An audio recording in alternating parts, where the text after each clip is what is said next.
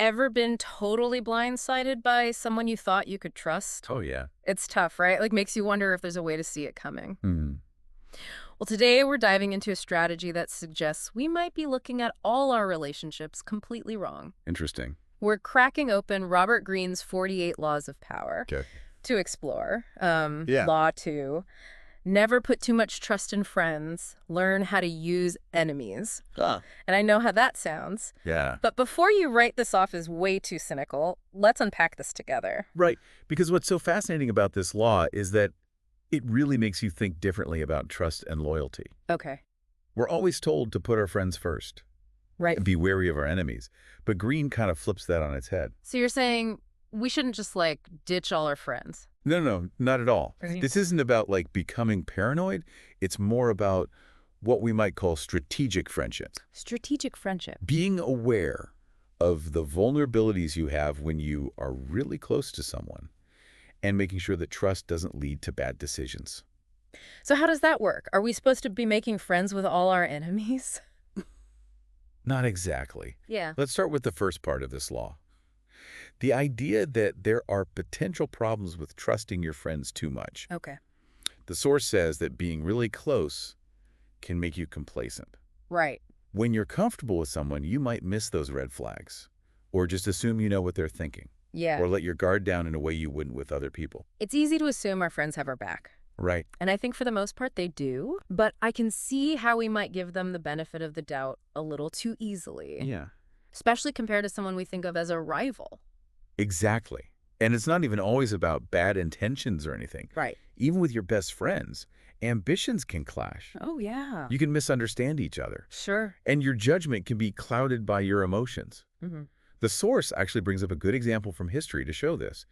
Liu Bang, the emperor of the Han Dynasty. Oh, I think I remember reading about him. Wasn't he considered like a brilliant strategist? Yeah, he was. Oh, okay. But even he fell for this. Yeah. He really trusted his friend and general, Han Xin, Mm. who actually ended up betraying him and plotting against him. Wow. Talk about a tough lesson.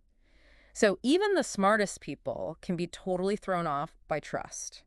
It's like this story really shows how dangerous complacency can be, especially in close relationships. I think we've all been there. Yeah, absolutely.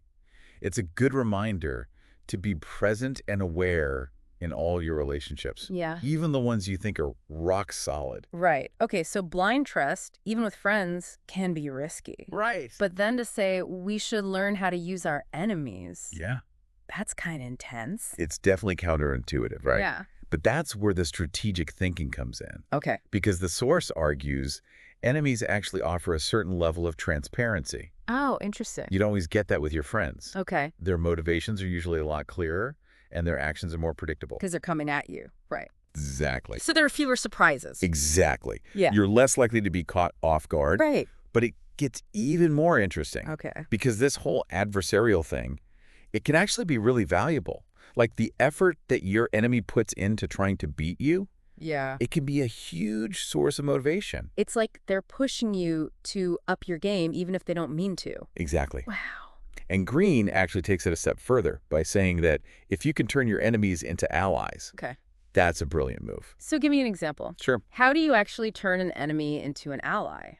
That just sounds impossible. Well, a great example of this is Abraham Lincoln. Okay. He famously created a team of rivals. Oh, right. He brought his opponents onto his team. Yes, into his cabinet, his fiercest political opponents. Wait, so he was surrounded by all these people who had been working against him Yeah. in the White House? I mean, I don't understand. Why would anyone do that? It seems crazy, right? Yeah. But it was actually a stroke of genius Okay. because having his old adversaries right there by his side Yeah. guaranteed he'd be hearing different points of view. Oh, okay. It created a level of intellectual sparring that wouldn't have happened if everyone in the room was just agreeing with him. So it wasn't about being nice or pretending to be unified. Right. It was a strategy Yes. to have better discussions and make better decisions. I can see how that would apply to business too. Absolutely. Bringing in different voices, Yeah. even the ones who don't agree with you, that can lead to much more creative and effective solutions. But how did Lincoln even begin to do that? Like, to turn rivals into allies, wouldn't they all still resent each other? Well, that's where the strategy comes in. Okay. Another great example is Caesar. Okay. He didn't just offer forgiveness when he conquered his enemies. Uh-huh. He gave them positions of power in his government. Wow. He knew Wow. it wasn't enough to just let the past go. Right. He had to give them a reason to be invested in his success. So you're not just saying forget about it. Right. You're saying let's build a future together. Exactly. Wow. And this approach can be incredibly effective. Yeah. Because these former enemies, Right. once they swore allegiance, they were often his most loyal supporters. More than the people who had always been on his side. Way more dedicated. It makes sense. They had to prove it, right? They had to work harder to show they were worthy of that trust. Exactly. And all that energy, all that ambition. Yeah. That's powerful. That can be channeled into amazing things. So you're saying we should embrace competition, even from people who weren't exactly our biggest fans. That's kind of like, what is it? Iron sharpens iron. You need that push to be better, you know? It's a dynamic you see everywhere, though, not just with rivals. Like, in the business world, think about Nike and Adidas. Oh, yeah. They're always trying to one-up each other, right? Totally. Pushing the limits with new designs, new technology. And who wins? In the end, it's the people who buy their stuff. Right. We get better products because of that rivalry. So this isn't just some old idea that doesn't matter anymore. This law of power, it's totally relevant, even in ways we don't realize. Absolutely. And the key takeaway here, I think, is that competition can be an incredible thing, even from those enemies. It can help you grow, it can drive innovation. It's about understanding that and using it to your advantage. So for our listeners who've been with us this whole time, really digging into this idea of the power of enemies, what's the one thing you really want them to remember?